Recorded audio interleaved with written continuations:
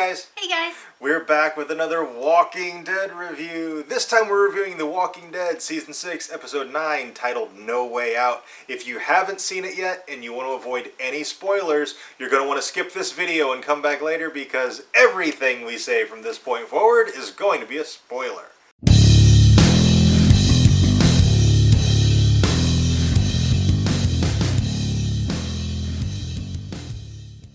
Wow, what a great episode. Yeah. Full of these signature moments. Yeah. Not of just Season 6, but I think of over the entire series. Yeah. And lots of tension. Like, I was on the edge of my seat, like, oh my gosh, oh my god, oh my gosh. Yeah. So many times. Like, I could just feel my heart about to pound out of my chest. I was like, ah! Okay, let's get started.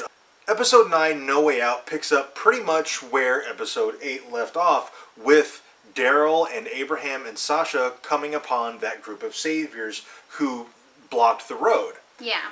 And, it was this moment that... It was just so high tension because Yes. you didn't know what was going to happen. Especially if you read the comics, you were like, oh my gosh, Yeah. oh my gosh, what's going to happen? So, like, the part where the lead guy, he's not the leader, Negan is the leader, but when the lead guy had both guns up, and he's like, I'm kidding, I'm not going to kill you. I thought for sure he was going to say, I'll kill your friend instead. And then something would happen and they would all three get out of it. Because I pretty much thought from the start that nobody in that scene, in that sequence, was going to be harmed. Yeah, I didn't think anybody was going to be harmed out of them. And then, like, when Abraham starts asking questions and the guy is pointing a gun at him, I'm like, oh my gosh, no, you can't kill Abraham. Not right away, not like this. You can't start the episode like that. So, prior to that, Daryl had been sent back with one of the saviors to show them the goods. To show them. Yeah. Daryl apparently got the drop on him. We're not privy to it because they didn't show it. Yeah. But Daryl blows up the entire gang with the RPG. Yes. And it's a complete surprise moment. We both jumped. We're like, whoa! Yeah. Because, we knew they had the RPG, but enough time has passed that just completely forgot about it, really. Yeah. I just wasn't even thinking about the RPG that they had in the back when he went back there. See, my whole thing was, well, why didn't they had enough stretch of road, like that turn was a really long, Curve, empty, turn. open curve. So they had time to speed up or grab the RPG and blow them up and just blow through them or something. But I did not see it, happening to where Daryl would be standing, 20, 25, 30 feet away. Yeah, and then just blow them up. Yeah. You startled us. That was a very surprising moment, and in my opinion, a signature moment now for the entire series. Yeah. Because that's their first interaction with the saviors, and they killed all of them. Yeah. And then the guy's head in the middle of the road. Yes. One of the things that really kind of surprised me in this episode is when Rick and Sam and Carl and Ron and Jesse and everybody, when they're making their way out of the house, they actually got out to the street. And Sam didn't blow it for them right away. He took his time. Yeah, he definitely did take his time, which, they ended season A with him saying Mom, but he must have gotten himself under control because they make it out into the street. They have a little powwow. Yeah, powwow before, giving me another heart attack by sending Gabriel off with Judith to the church. in the moment we're like, that's the worst decision you could possibly make. Send someone else with him too, at the very least. But aside from Eugene, the least physically able person to take care of Judith. Yeah, so we're like, well, Gabriel. that's gonna end badly. Yeah, they about gave me a heart attack with that decision. So it was seeing the little boy walker is what set Sam off. Yeah, he saw the little boy and it triggered Carol. Yeah, yes. He was thinking about Carol and what she told him about the monsters. So, in a roundabout kind of way, everything that happened, Jesse dying, Sam dying, Carl getting shot, all of that, Ron dying at the hands of Michonne, is all a consequence of Carol telling this horror story to Sam so he won't rat her out about raiding the armory. Yeah. So it's like the butterfly effect. This one thing that happened had all these major consequences down the road, which is a great thing. It's something that The Walking Dead might do better than any other show on TV. Yeah.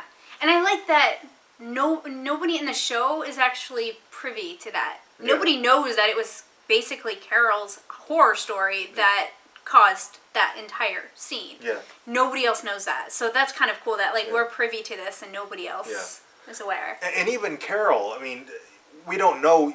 She's not privy to what exactly happened. All she's going to hear is, Sam freaked out and it caused a lot of people to die. That's the only thing she's going to know. And whether or not she puts it together that, oh, that's my fault because I, traumatized him. Can Carol's mind even do that anymore? Yeah, I don't know. They seem to like to torture Carol, so it wouldn't surprise me if she does put it together or blames herself for it regardless of whatever fact she has. Yeah. And staying on the topic of Carol, she has, not a whole lot of screen time for Carol, but the moment she did have is with Morgan, and she's just like, I should have killed you. I should have killed you when I had the chance. And he says, you can't. And I'm not really sure what he means by that, because she totally could.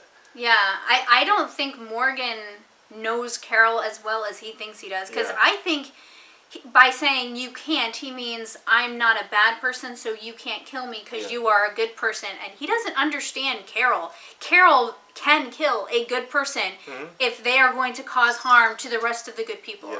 And that's where Morgan's at right now. So yeah, Carol totally could kill you. Carol is all about the greater good. Yeah, the greater good. And she'll kill anybody who gets in the way of the greater good. Yeah. And if she sees Morgan as in the way of the safety of the people she cares about, he's a dead man. Yeah, she will totally take him out. Yeah. And I think Carol's lost so much that she just assumes that, like, she doesn't have anything left, so it's her responsibility to take care of stuff like this so that it doesn't fall on anybody else's shoulder. The guilt of these acts don't fall on anybody else because she's already got all this, so she might as well take care of it. She's carrying so much guilt already about Sophia. It's like she can't carry any more guilt. It's just any other guilt that gets thrown on just falls off the pile. It doesn't add any more weight. So she kind of takes the responsibility of doing these things that nobody else can do. She's taking it upon herself to do what has to be done. Yeah.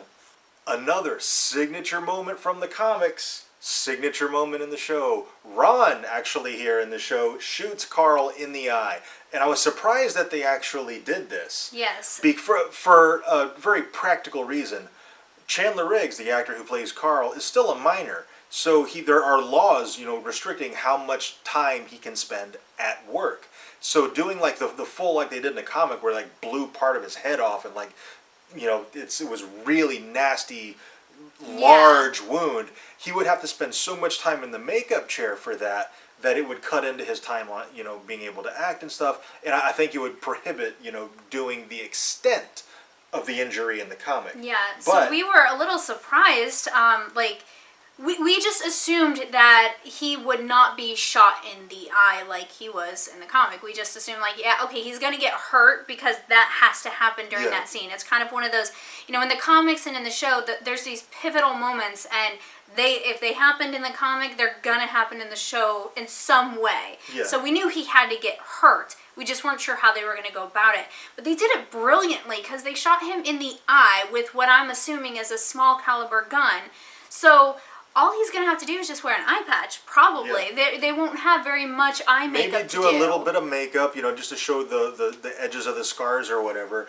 But he's not going to have to spend 8 hours a day getting this giant scar. Yeah, which is what he has in the comics. Half of his head was gone. He's got a big giant scar, that big. It's huge. And, Carl getting shot, Rick grabs him up and he's running him to the infirmary.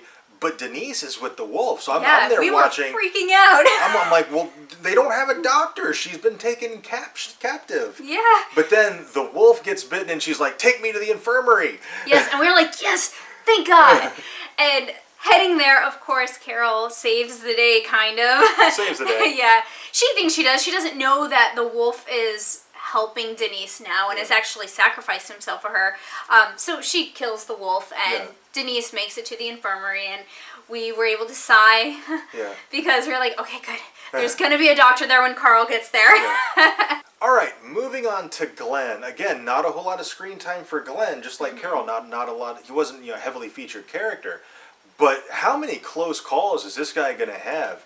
He gets pinned, against the wall, and I'm like, well, dude. Yeah. And then, Sasha and Abraham to the rescue, mow down all of them, and manage not to hit Glenn. Yeah.